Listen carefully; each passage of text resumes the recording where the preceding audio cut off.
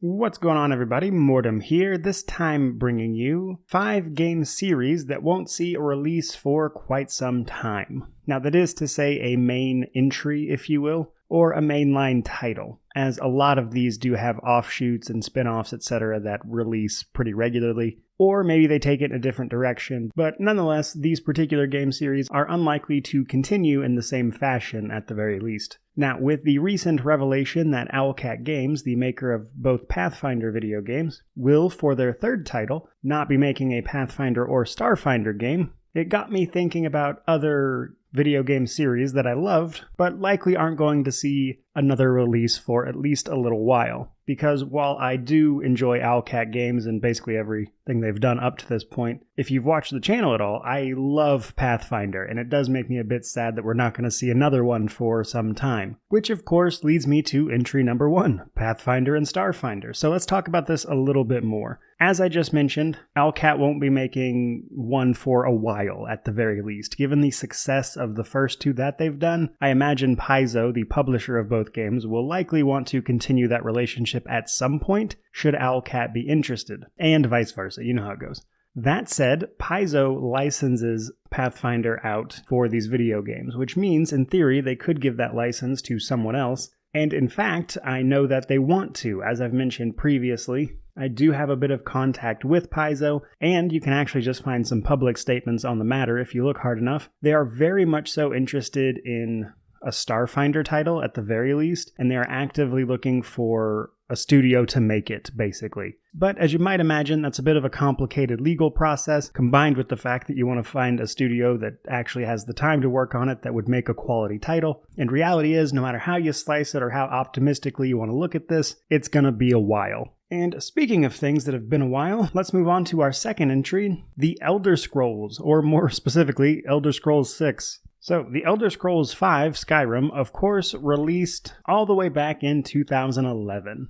And now it is 2022, and we still haven't seen The Elder Scrolls 6, but luckily, we actually do have a bit of information on a timeline for this one, as we know that as soon as Bethesda finishes up with Starfield, Elder Scrolls 6 is their next project. However, luckily, we actually know quite a bit about the timeline surrounding Bethesda and how they like to work on games, which is that they usually have about a 3 to 4 year turnaround on each individual title, meaning that with Starfield publishing next year, I would say at the earliest, you're probably looking at 2027 for Elder Scrolls 6, which will give us a roughly 16-year gap between Elder Scrolls 5 and Elder Scrolls 6, which is going to be incredibly interesting because reality is the people who played Skyrim on launch day have and lead entirely different lives now than when they bought that game. Now, luckily for Elder Scrolls fans, there is a lot of Elder Scrolls content out there. However, none of it really matches the main series. For instance, The Elder Scrolls Online, a game which I enjoy very much as far as MMOs go. I don't really play them these days because I have to do this. And reality is, I could run this YouTube channel or I can play MMOs because they tend to be a bit of a time sink.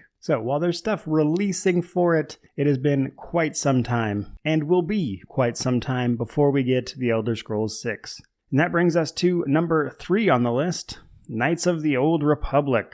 Honestly, we could be here all day talking about this one. Reality is, there are so many factors and reasons around why KOTOR 2 never saw a further sequel with KOTOR 3, and this is one that has been talked to death and back, so I'll sum it up as succinctly as I can. KOTOR 1 and 2 are fantastic RPGification, if you will, of the Star Wars series, and we really haven't seen a proper replication of that since. However, it's not for lack of trying. There was actually a KOTOR 3 planned at one point that never saw the light of day. With recent developments around the Star Wars franchise, as well as Microsoft having bought Obsidian, who of course made the second title, and things are looking up, but let's be real, I wouldn't get your hopes up, and it's going to be quite some time, if literally ever. That brings us to number 4 on our list with the Divinity Series. Now, if you follow this channel at all, I love the Divinity series. I've done lore videos for the whole franchise, reviews for the title, story playthroughs, etc.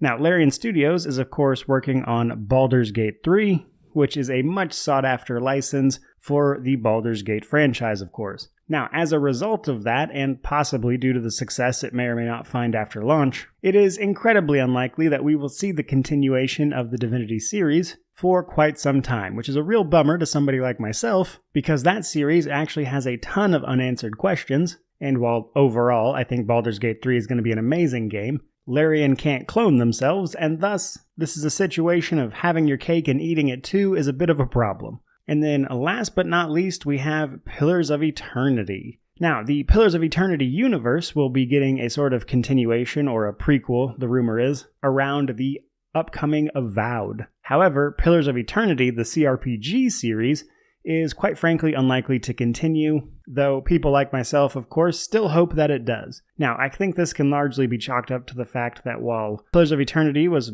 pretty successful, Pillars of Eternity 2 struggled. And while it did eventually turn a profit, it took a significant amount of time for that to happen, to the point where unless Obsidian just has extra time and resources, which is a rare commodity in the video games industry, it just strikes me as unlikely that they would choose to continue with Pillars of Eternity 3. However, much like Divinity, I think there are a lot of open-ended questions that were left with Pillars of Eternity 2, some kind of big world-ending implication stuff that is now kind of unlikely to ever get answered, outside of the vague resolutions that we received at the end of PoE 2. And while I think Avowed, if done well, could be a very, very cool game, I nonetheless have a special place in my heart for CRPGs of the isometric variety, and sadly, I don't think we're going to see the Pillars of Eternity 3 version anytime soon. But there you go, guys. 5 game series that I think are unlikely to continue for quite some time, if at all. Which, admittedly, is a bit of a bummer topic, believe me, as somebody who did the research for the video. But all of that said, hope you enjoyed it nonetheless. If you did, like, comment, subscribe, let me know down below some games that you're looking forward to, or franchises you'd love to see continued. I'd love to hear all about it. But regardless of that,